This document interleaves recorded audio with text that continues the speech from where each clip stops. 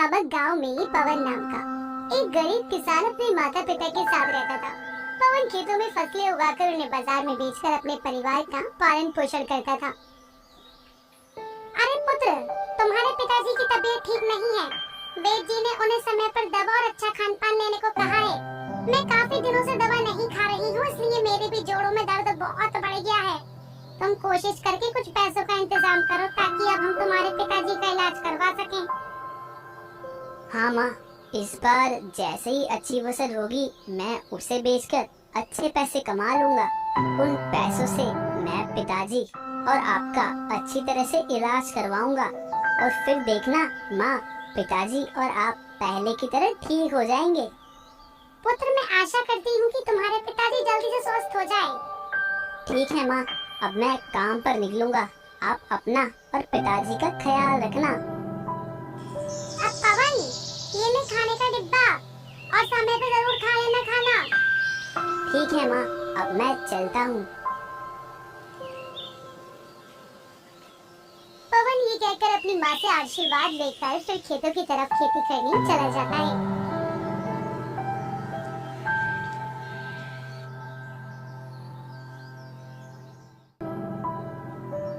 इस बार मुझे कुछ न कुछ करके अच्छी फसल उगानी ही होगी, क्योंकि अगर इस बार फसल खराब हुई तो मैं बर्बाद हो जाऊंगा और अब मेरे पास भी इतने पैसे नहीं हैं कि मैं फिर से फसल उगा सकूं।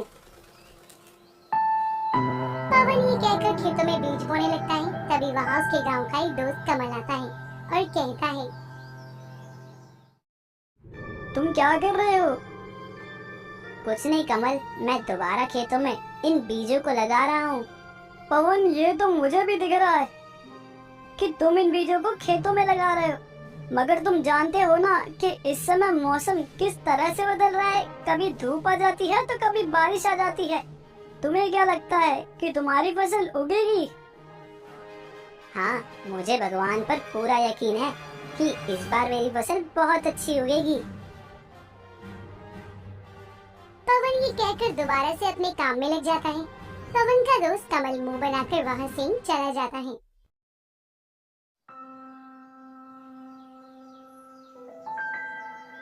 आज तो मैंने लगभग सारे बीजों को खेतों में लगा दिया है और अब मुझे बहुत भूख लग रही है। माँ ने मुझे घर से निकलते समय खाने का डब्बा दिया था। मैं हाथ मुंह धोकर खाना खा लेता हूँ। पवन जैसे ही हाथ मुंह धोकर खाने का डिब्बा लेकर एक किनारे बैठता है, तभी वो एक साधु बाबा को अपनी तरफ आते हुए देखता है। प्रणाम साधु बाबा, आप यहाँ इस समय? खुश रहो पुत्र, मैं पास के गांव से आया हूँ और यहाँ किसी को नहीं जानता। मैं 2 दिनों से बहुत भूखा हूँ। मेरे पास पैसे भी नहीं है कि मैं कुछ खा सकूं। साधु बाबा, आपको भूख लगी है, आप ये खाना खा लीजिए। मैं जानता हूँ ये खाना आपके खाने लायक तो नहीं है, लेकिन फिर भी अगर आप चाहें तो इस खाने को खा सकते हैं। नहीं नहीं पुत्र, कैसी बात कर रहे हो? अन्न कभी भी बुरा नहीं होता, मगर ये खाना तो तुम्हारा है और मेरे हिसाब से इसे तुम खाने ही बैठे थे। अगर तुम मुझे अपना खाना दे दोगे तो तुम क्या खाओगे? जी साधु बाबा, मैं इसे खाने तो बैठा था, लेकिन अब मैंने खेतों का सारा काम खत्म कर लिया है। अब मेरे घर वापस लौटने का समय भी हो गया है। मैं घर जाकर खा लूंगा। ये खाना आप खा लीजिए। पवन ये कहकर अपना सारा खाना साधु बाबा के आगे रख देता है। तभी साधु बाबा प्रसन्न होकर वो खाना खा लेते हैं और फिर पवन से कहते हैं, पुत्र, तुम्हारा बहुत बहुत धन्यवाद कि तुमने मेरे कठिन समय में मेरी मदद की। मैं तुम्हें आशीर्वाद देता हूँ कि आने वाली सभी कठिन परिस्थितियों का तुम डटकर सामना करोगे, साथ ही अपनी मेहनत और लगन से बहुत ज्यादा धनवान हो जाओगे, बहुत ज्यादा।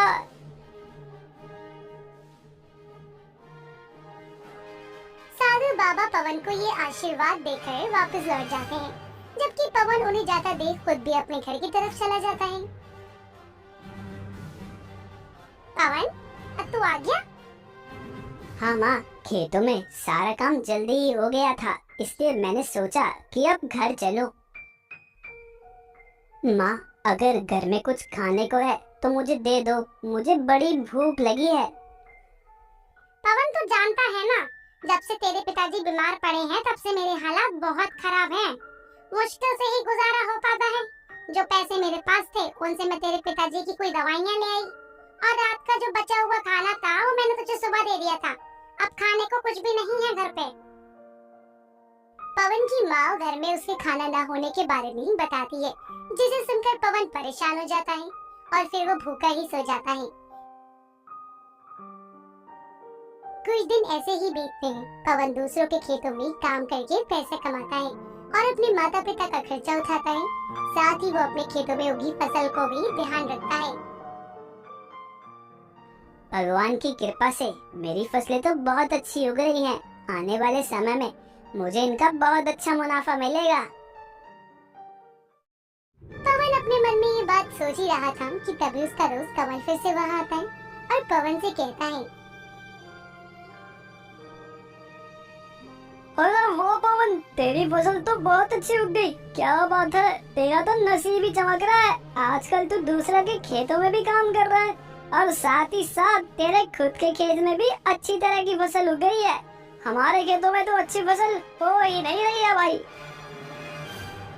ऐसा कुछ नहीं है कमल, बस ये मेरी मेहनत का फल है। और रही बात दूसरों के खेतों में काम करने की, तो अगर मैं काम नहीं करूँगा तो मैं अपने माता पिता का इलाज कैसे करवा पाऊंगा।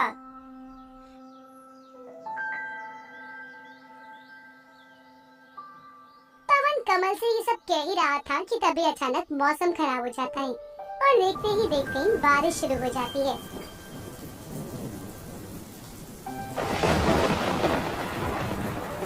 अरे ये क्या, बारिश शुरू हो गई। अगर ये बारिश थोड़ी देर के लिए होती तब तो मेरी फसलों के लिए बहुत अच्छा है, लेकिन अगर ये लंबे समय तक हुई तो मेरी सारी फसलें खराब हो जाएंगी।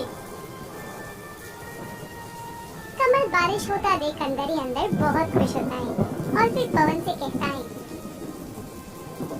अब मुझे चलना चाहिए, वरना कहीं बारिश तेज ना हो जाए। तुम अपनी फसल का ध्यान रखना। कमल ये कहकर वहाँ से हंसते हुए चला जाता है, जबकि पवन मूसलाधार बारिश को देखकर बहुत परेशान हो जाता है। धीरे धीरे करके बारिश बहुत तेज हो जाती है और देखते ही देखते पवन की सारी फसलें खराब हो जाती हैं।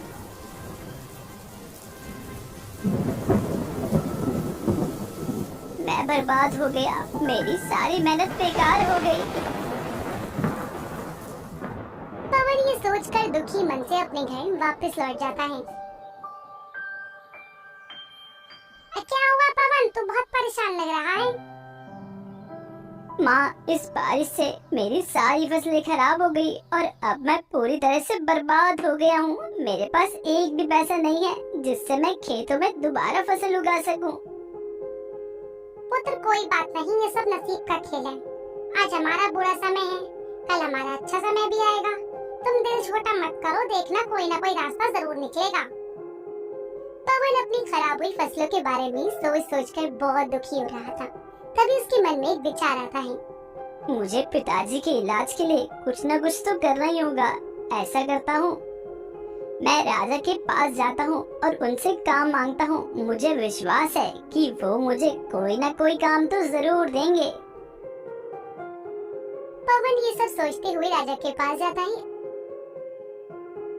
और राजा से कहता है, प्रणाम महाराज, मैं पवन हूँ। मैं इसी गांव में रहने वाला एक गरीब किसान हूँ। हाँ पवन, बताओ तुम यहाँ किस काम के लिए आए हो? महाराज, बारिश से मेरी सारी फसलें खराब हो गई हैं। मैं पूरी तरह से बर्बाद हो गया हूँ और मेरे पिताजी बहुत बीमार हैं। मेरे पास इतने पैसे भी नहीं हैं जिससे मैं अपने पिताजी का इलाज करवा सकूं। इसलिए मैं आपके पास आया हूँ। आप मुझे कोई काम दे दें जिससे मैं अपने परिवार का पालन पोषण कर सकूं। राजा पवन की बात सुनकर पवन से कहता है, ठीक है पवन, मैं तुम्हें अपने महल में काम पर रखता हूँ। तुम्हें मेरे महल के बगीचे में लगे सारे पेड़ पौधों की काट छाट करनी होगी।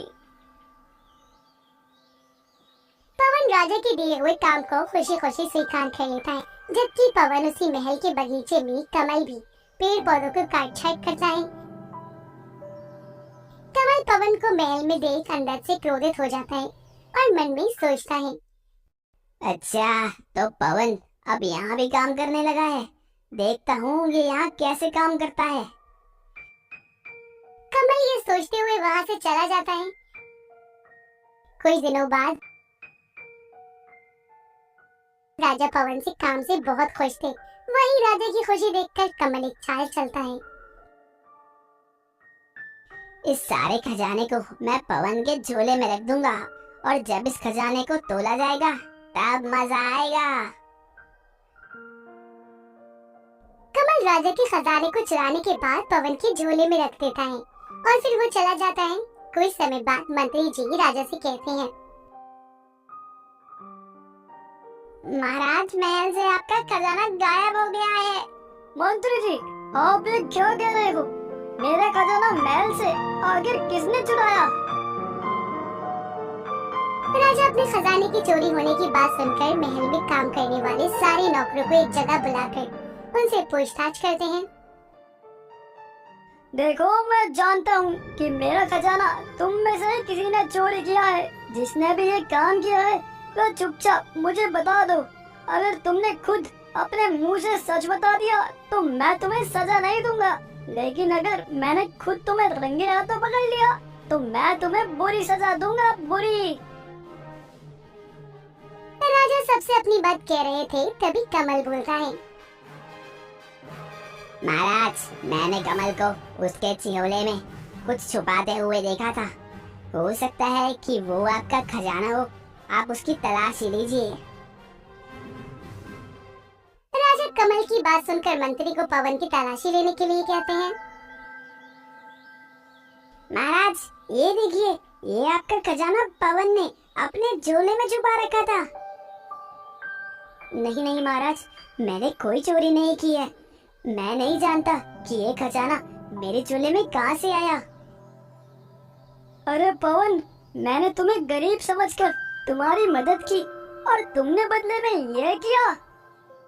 नहीं महाराज, मैंने ऐसा कुछ नहीं किया।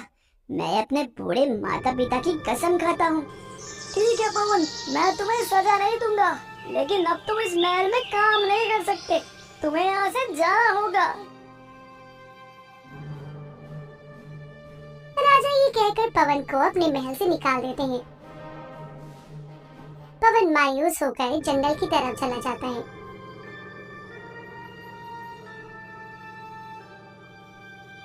जहाँ वो मायावी दोस्त मंगल और प्रेम पवन को आते हुए देखते हैं।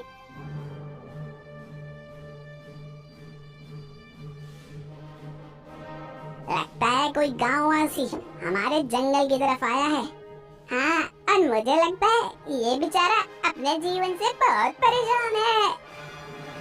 अच्छा चलो, हम दोनों खोरी चल के उससे पूछ लेते हैं।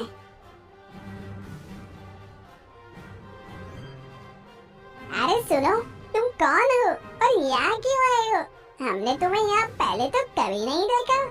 मेरा नाम पवन है और मैं इसी गांव में रहता हूँ, लेकिन राजा ने मुझ पर चोरी का छोटा इल्जाम लगाकर मुझे अपने महल से निकाल दिया और अब मेरे पास एक भी पैसा नहीं है जिससे मैं अपने परिवार का पालन पोषण कर सकूं।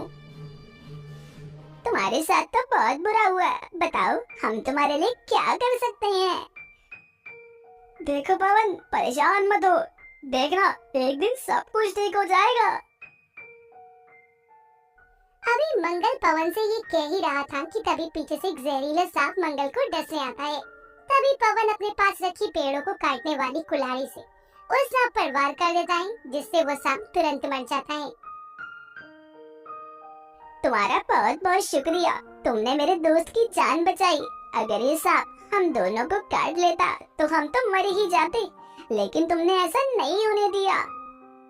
पवन प्रेम की बात सुनकर कहता है, कोई बात नहीं दोस्तों, ये तो मेरा फर्ज था।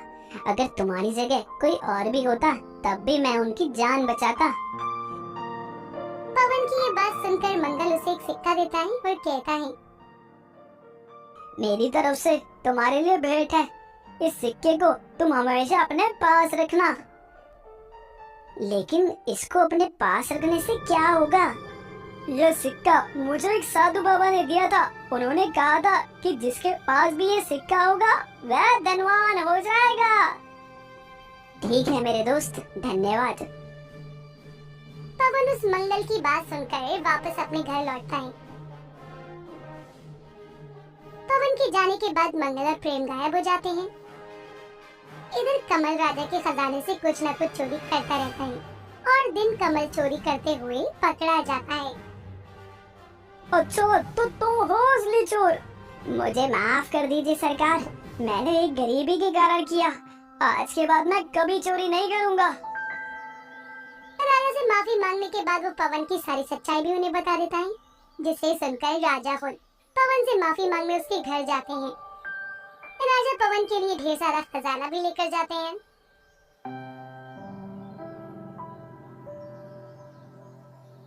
मुझे माफ कर दो पवन, मुझसे बहुत बड़ी गलती हो गई। आज मैं अपनी गलती का पश्चाताप करने आया हूँ। मुझे उम्मीद है कि तुम मुझे माफ कर दोगे और मेरी तरफ से ये भेंट स्वीकार करोगे। कोई बात नहीं महाराज, मैंने आपको माफ किया। आपके सामने मेरी सच्चाई आ गई, यही मेरे लिए काफी है। मुझे इस खजाने का कोई लालच नहीं है। मुझे पता है पवन, तुम्हें इस खजाने का कोई लालच नहीं है, लेकिन मैं तुम्हें ये अपनी खुशी से दे रहा हूँ। राजा के बहुत कहने पर पवन वो खजाना लेता है और उस खजाने को पाकर पवन बहुत बहुत धन्यवान हो जाता है। ये देखकर पवन की माँ कहती है, देखा पुत्र, राशि का खेल पर मुझे पूरा यकीन था। एक दिन तो